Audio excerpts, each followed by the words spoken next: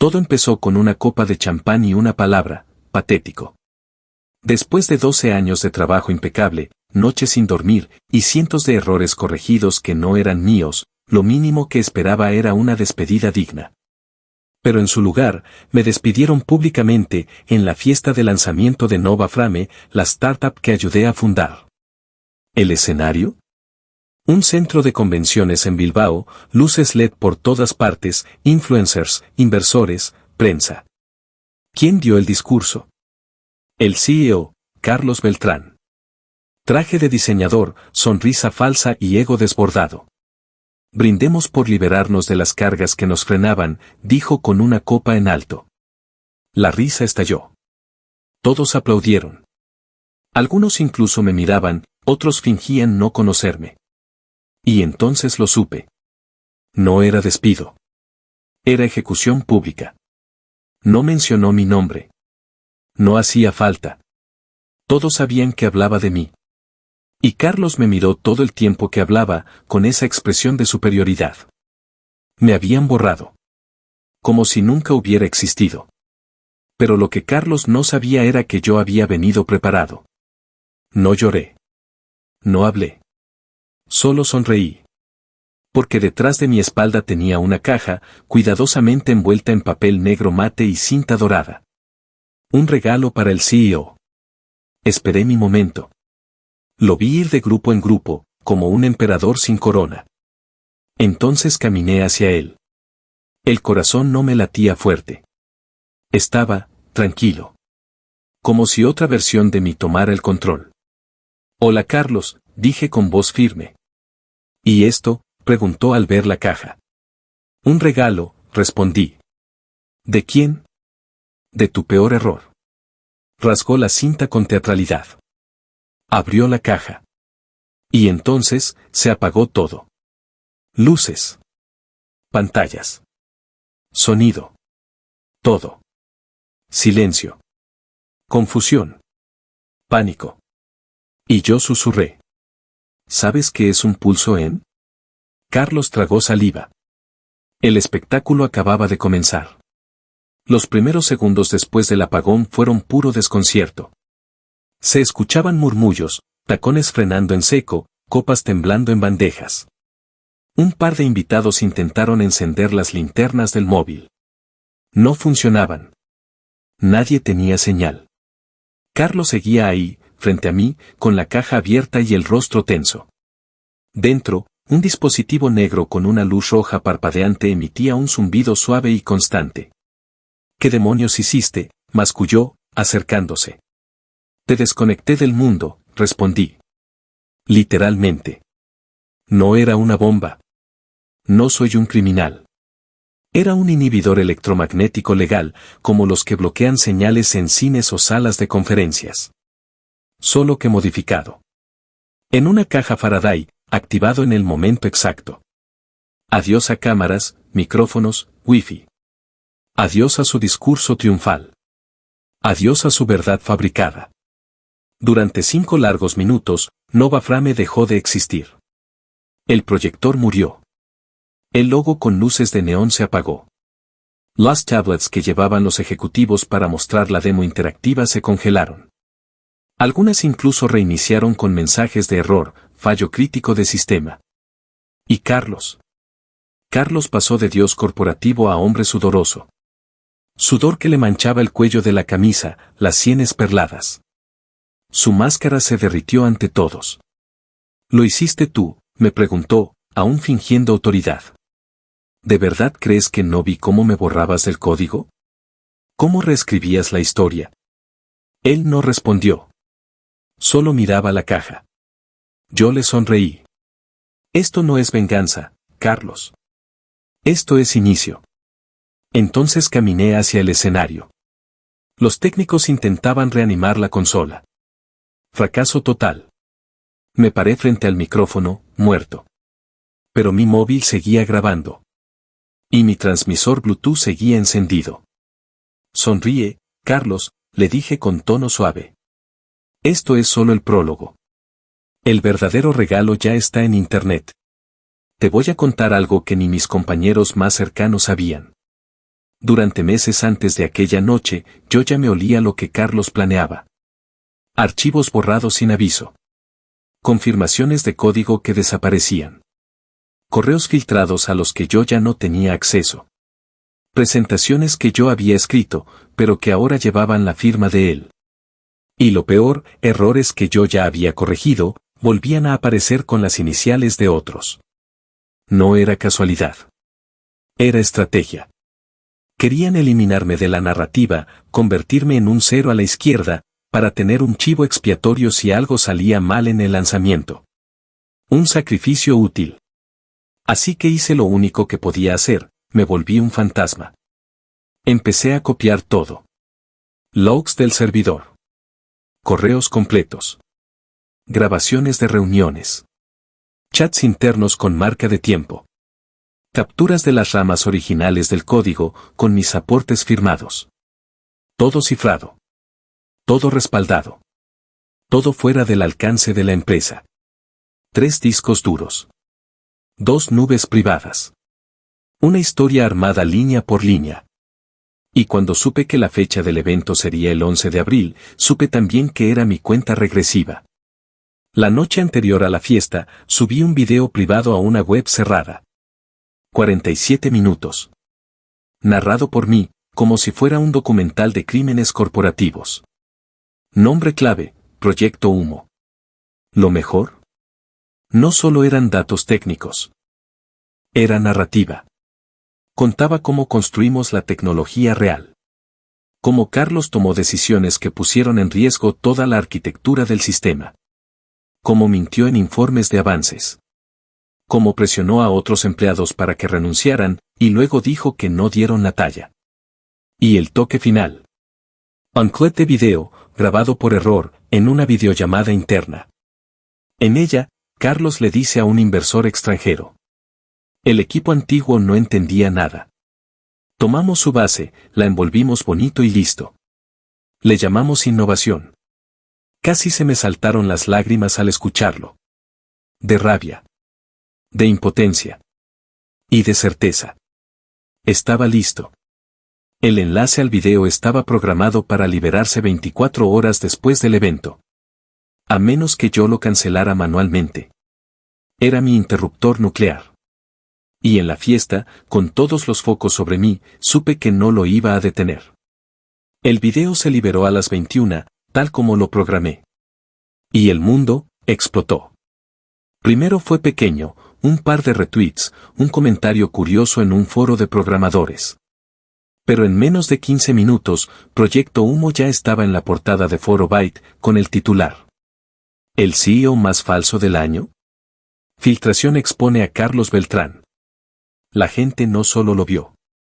Lo sintió. Porque no era solo código robado. Era traición, manipulación, abuso. Y encima con pruebas en video. Y entonces, ella entró en juego. Irene Muñoz. Es directora legal de Nova Frame. Despedida 2 meses antes con una sonrisa cínica y una carta de recomendación que parecía escrita por un chatbot. Pero Irene era algo más que una abogada. Era la arquitecta de los acuerdos de confidencialidad. La que redactó cada cláusula, cada excepción. Y Carlos, en su arrogancia, nunca le quitó acceso completo. Nos vimos en una cafetería en Zaragoza, 36 horas antes del estallido. Sin trajes. Sin laptops. Solo ella, yo y una memoria USB. Tú tienes la voz, me dijo. Yo tengo el martillo. En el pendrive. Acuerdos manipulados. Correos secretos entre Carlos y un inversor invisible. Pruebas de que vendió el 20% del código fuente a una startup de Tel Aviv semanas antes del lanzamiento. Eso explicaba por qué una empresa en Israel había sacado una versión beta idéntica 2 semanas antes. No era coincidencia. Era sabotaje desde adentro. Fraude. ¿Por qué no lo sacaste tú sola?, le pregunté. Irene se tomó un sorbo de café y dijo. Porque sola soy una resentida. Pero contigo. Somos una demolición controlada. Pasamos horas delineando el contraataque. Ella conocía cada laguna legal. Yo, cada vulnerabilidad del sistema. Y juntos, éramos dinamita pura. Mientras Carlos creía que su pequeña humillación me había silenciado, nosotros estábamos terminando un dossier completo. Con cronología, entrevistas, nombres, algunos censurados, contratos y los correos más explosivos que puedas imaginar. El día siguiente, a las 8:47 de la mañana, Irene mandó un correo al consejo directivo de Nova Frame. Solo decía: quizá quieran ver esto antes de que el mundo lo haga. Adjunto, el enlace al documental. A las 9 de la mañana en punto, el video explotó. No figurativamente. Literalmente. Las oficinas de Nova Frame en Madrid quedaron en silencio absoluto. El consejo directivo, reunido en una sala de vidrio esmerilado, recibió el enlace con el asunto. Material urgente, confidencialidad comprometida. En el primer minuto del documental, se veía el logo de la empresa, seguido de un fragmento grabado en una videollamada. Tomamos su código, lo reempaquetamos, lo llamamos innovación. Carlos Beltrán. Fue el primer golpe al mentón. Luego vinieron los correos cruzados con un inversor oculto llamado Yafax Capital. Después, las pruebas de manipulación de contratos, despidos encubiertos y, finalmente, el robo del backend completo a manos de la startup israelí Kiteon. La voz que narraba todo, pausada y segura, era la de Irene. Sin gritar. Sin odio. Solo hechos. Fríos como bisturí. Letales como bisturí. Los 52 minutos del video eran una ejecución quirúrgica. Y el Internet se lo devoró. En menos de 2 horas. Trending en X, Twitter _ Carlos desenmascarado. Foro Dev convertido en campo de batalla técnico, línea por línea comparando códigos. LinkedIn ardiendo con mensajes de antiguos empleados. Hasta TechBreak, el mayor canal de tecnología de habla hispana, hizo un directo de emergencia titulado El escándalo que está hundiendo Nova Frame. A las 11:12, uno de los consejeros más jóvenes, el único que alguna vez me dijo gracias por mi trabajo, me mandó un mensaje con un solo emoji. Fuego. A las 14, Carlos emitió un comunicado. El video es un montaje de un ex empleado frustrado y manipulado. Pero esa misma tarde, Foro Byte publicó los correos originales. Firmados. Con fecha. Y el castillo de mentiras colapsó. Se dice que Carlos lanzó una silla en la sala de reuniones al enterarse. Otros dicen que lloró. Lo único confirmado es esto. A las 18:37, la Junta Ejecutiva emitió un comunicado oficial. Carlos Beltrán era destituido como CEO con efecto inmediato. Lo escoltaron fuera del edificio por seguridad. Y yo, lo vi todo desde una cafetería. Solo. Con un café frío. Y una sonrisa templada. Pero no había terminado. Porque mientras el imperio se derrumbaba, yo tenía una lista. Una lista de 37 personas. Los verdaderos constructores. Y era hora de escribirles. Cuando terminé de ver caer a Carlos, abrí un nuevo borrador de correo. Destinatarios, 37. No los jefes. No los inversores. Solo ellos. Los que alguna vez compartieron pizzas frías a las 3 de la mañana. Los que corrigieron bugs a ciegas antes de una demo. Los que sí construyeron Nova Frame.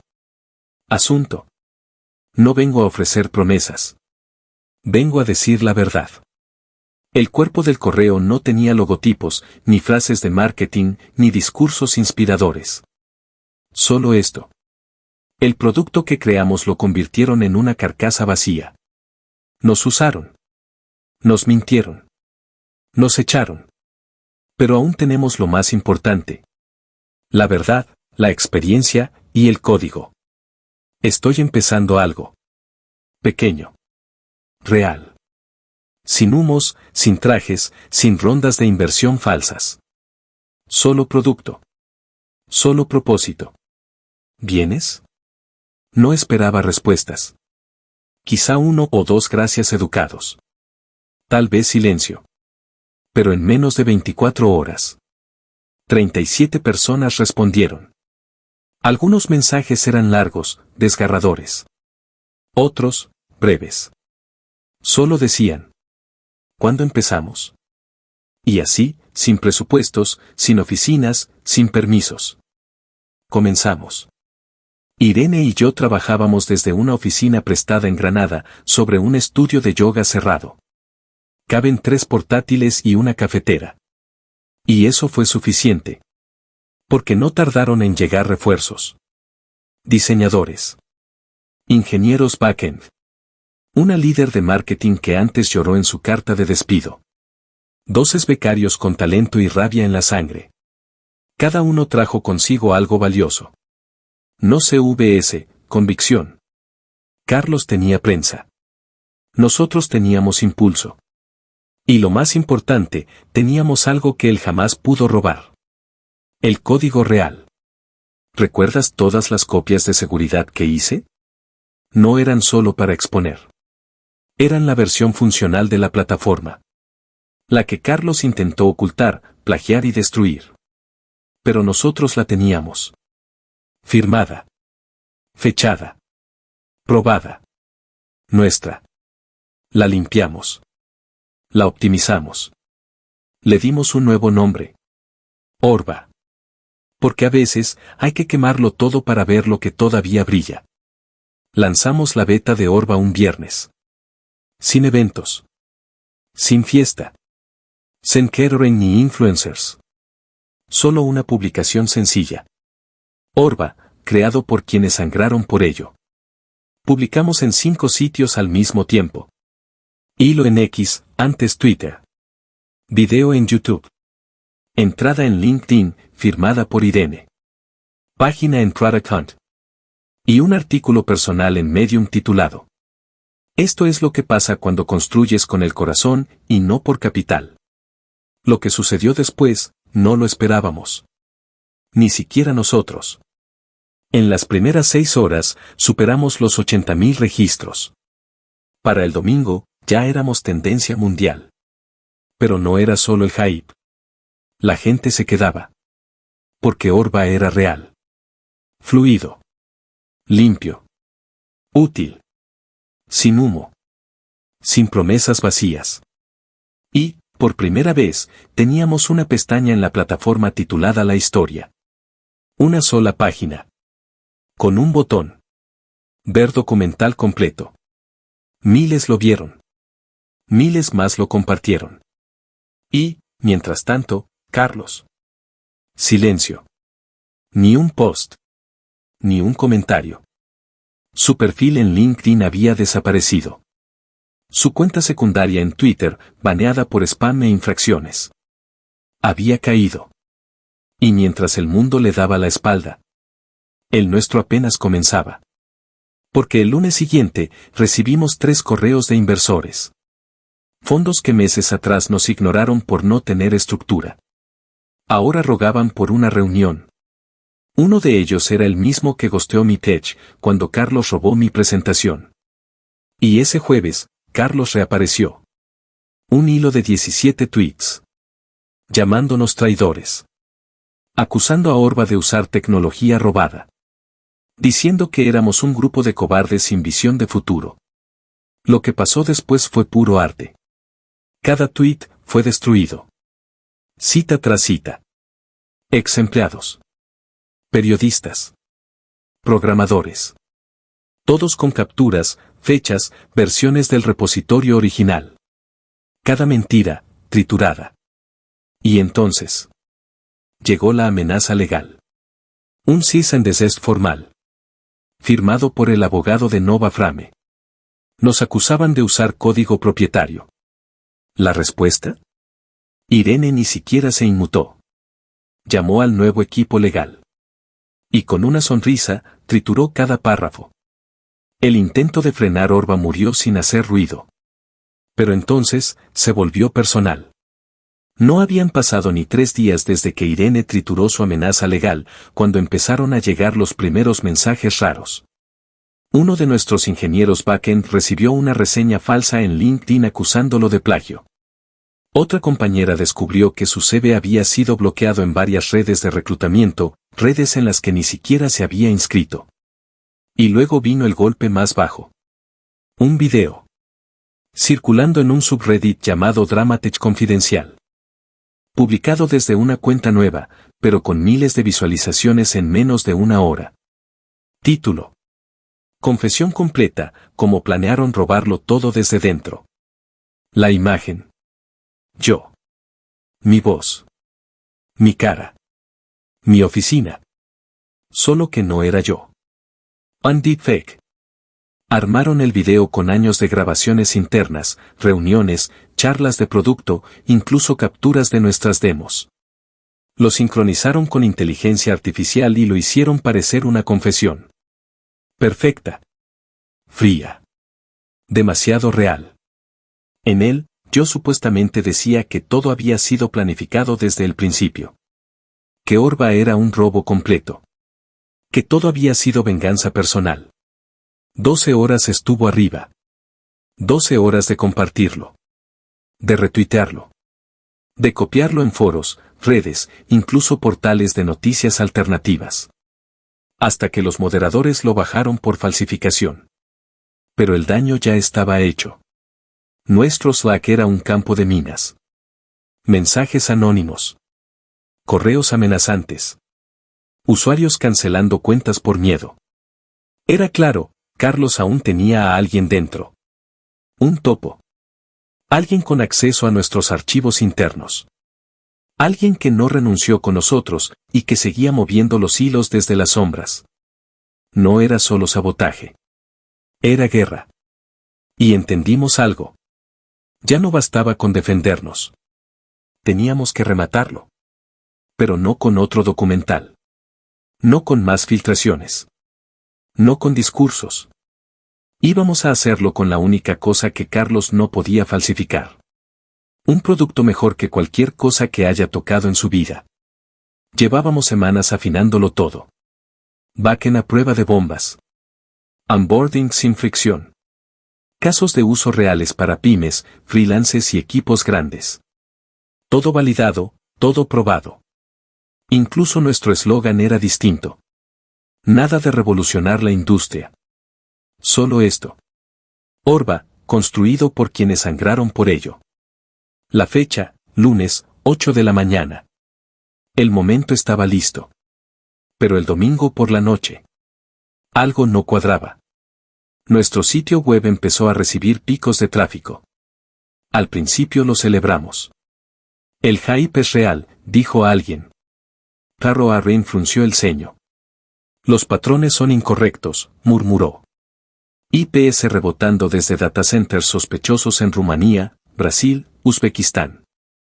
Solicitudes exactas, repetidas, 1000 veces por segundo. Clics que no eran clics. Nombres falsos. Correos inválidos. No era hype. Era una botnet. Un ataque. En 20 minutos, nuestros servidores comenzaron a colapsar. El sitio no cargaba. El formulario de registro quedaba en bucle. Slack era una zona de guerra. Mensajes en mayúsculas. Gente gritando. Una becaria llorando. Y yo mirando el gráfico de tráfico como si fuera un electrocardiograma al borde de la muerte clínica. Carlos nos estaba intentando borrar. No solo sabotearnos. Desaparecernos antes de que publicáramos. Entonces, Irene entró a la oficina. Sin laptop. Solo el móvil en la oreja. Colgó. Y dijo. Redirigimos todo por EASNAT. ¿Qué demonios es eso?, pregunté. Ella sonrió. Un viejo amigo. Ex NSA. Mejor no preguntes mucho. En 3 minutos, el tráfico se estabilizó. Un nuevo cortafuegos, no nuestro, se activó. La web revivió. Y los bots desaparecieron. Un ingeniero dijo. Fue como partirle la columna vertebral al ataque. Y entonces, a las 8 en punto, apreté el botón. Publicar. 8 de la mañana, Orba se hizo público. 8:1, el contador de visitas comenzó a girar como loco. 8:15, ya estábamos en la portada de Product Hunt. 8:45, el video de lanzamiento estaba en tendencia en YouTube. 9. El hilo en X superó las 30.000 interacciones. 10:17, colapsaron nuestros formularios de contacto. 12. Teníamos más de 200.000 registros activos. Pero no eran solo números. Eran mensajes. Eran lágrimas. Eran historias de gente que había sido silenciada, despedida, desechada por tecnobros con trajes caros y corazones vacíos. Y ahí estábamos nosotros. Sin oficina. Sin presupuesto.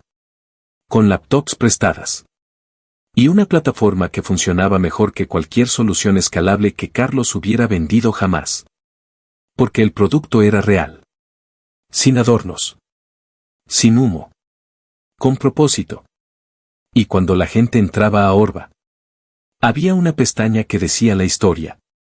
Miles la vieron. Miles la compartieron. Y entendieron algo. Esto no era una startup. Era una declaración de guerra a todo lo podrido del ecosistema tech. Carlos no dijo ni una palabra. Su perfil de LinkedIn, eliminado. Su cuenta secundaria en X, baneada. Su único intento de defensa fue un último mensaje filtrado en un foro oscuro, diciendo que lo habíamos destruido por envidia. Pero nadie lo creyó. Porque cuando alguien pierde el poder, su voz suena como eco vacío. Y nosotros no dijimos nada. No respondimos. No celebramos con arrogancia. Solo seguimos construyendo. Juntos. Hoy Orba no es perfecta.